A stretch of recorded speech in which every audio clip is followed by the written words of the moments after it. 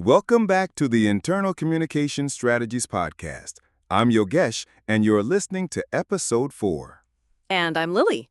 Today we're talking about a topic that brings communication full circle: employee voice and feedback loops. That's right. We often talk about communication flowing from leaders to employees, but great organizations ensure communication flows in both directions. Exactly. If internal communication is a conversation, then employees deserve a voice, not just a mailbox to receive updates. I love that.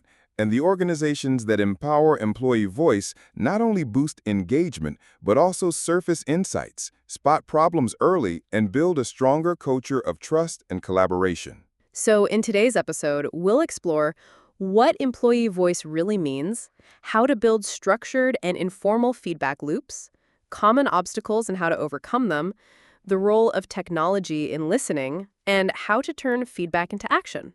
Let's start with a definition.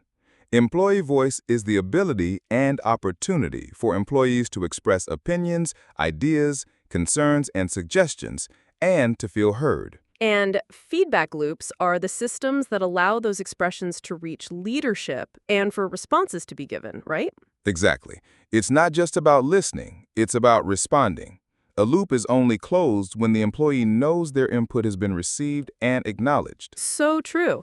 I've seen companies do a survey and then crickets. That actually reduces trust, doesn't it? It does. Listening without action or follow-up is worse than not asking at all. It creates what we call feedback fatigue. So how do you structure effective feedback systems? Start with 3 levels. Formal mechanisms: surveys, suggestion boxes, performance reviews. Semi-formal: team meetings, retrospectives, anonymous forums. Informal: manager check-ins, hallway chats, peer conversations. That makes sense. And each one plays a role. The formal gives you structure and scale. Informal gives you spontaneity and depth. Exactly. And let's not forget the role of managers here too. They're the bridge between leadership and frontline voices. If managers don't have strong listening habits, the feedback loop breaks down. That's a key point. So what gets in the way of employee voice? Several things: fear of retaliation, cynicism, no one listens anyway, lack of psychological safety, hierarchical cultures, poor follow-through on past feedback. Let's unpack psychological safety. That's when employees feel safe to speak up without fear of embarrassment or punishment, right? Exactly. Without psychological safety, people stay silent. They don't challenge ideas, raise flags, or offer innovative thoughts. So how do we create that safety? It starts with leadership behavior. Invite dissenting opinions. Thank people for honesty. Avoid punishing failure.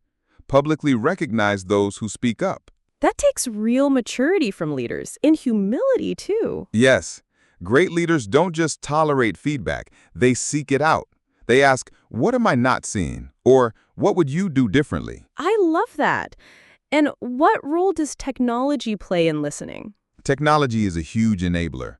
Tools like post surveys, tiny posts, Culture Amp, Office Vibe, anonymous feedback platforms, Q&A boards during town halls, collaboration apps with voting and suggestions. And what about platforms like Slack or Teams? Do they count? They do, but with structure. For example, you can create a dedicated Ask Leadership or Bright Ideas channel, moderated for constructive input. And what's the biggest mistake companies make after collecting feedback? Easy.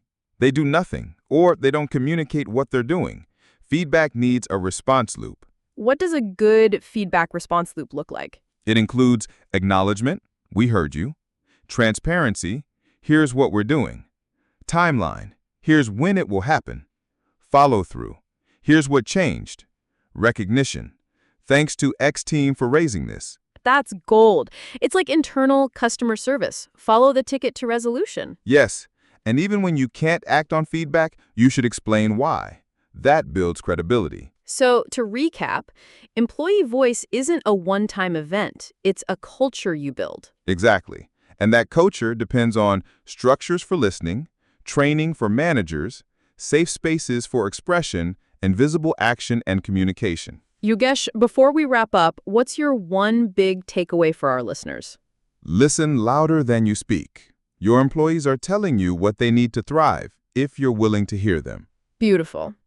Thank you, Lily. And to our listeners, try this. Ask your team, what's one thing you'd change about how we communicate here? Then, just listen. If you found this episode of Corporate Communication useful, don't forget to join us at leadershipacademy.tag.BIZZ Do share it with your friends and colleagues and leave your review. Until next time, keep listening and keep learning.